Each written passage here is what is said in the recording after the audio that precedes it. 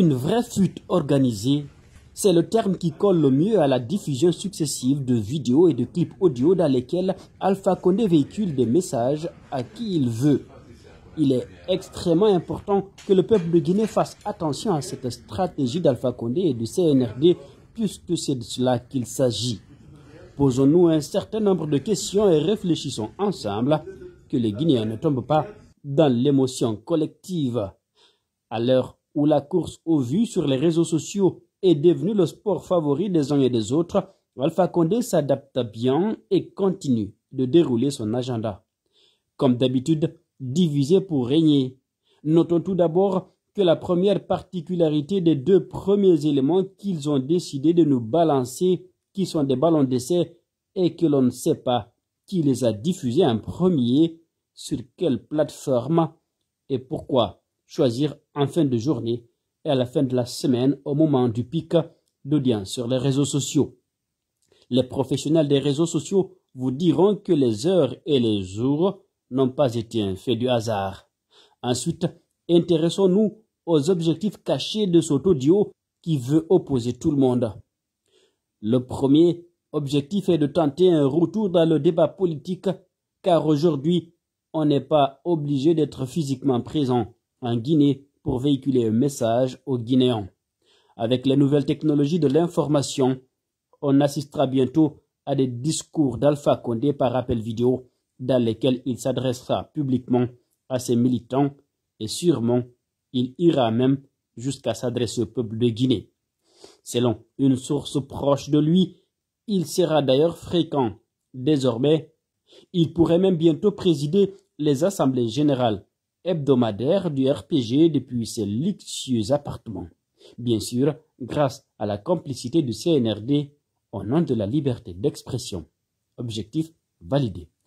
Le deuxième objectif, c'est de diviser les militants du principal parti d'opposition, l'UFDG, qui l'empêche de dormir.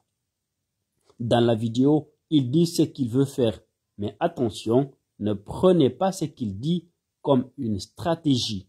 La stratégie qui concerne l'UFDG ne sera jamais dite officiellement. Alpha Condé est un animal politique, ne l'oubliez pas. Objectif difficile à atteindre. Le troisième objectif, c'est d'instaurer un climat de méfiance, de défiance et de suspicion entre les leaders des partis politiques qui se battent sur le terrain et qui sont en train de prendre une longueur d'avance sur le RPG qui est en train de s'éteindre. Validé. Le quatrième objectif est de dire aux militants de son parti qui ne croient pas qu'il est en forme et qu'il est toujours dans le game, restez mobilisés. Bref, il tente de les galvaniser.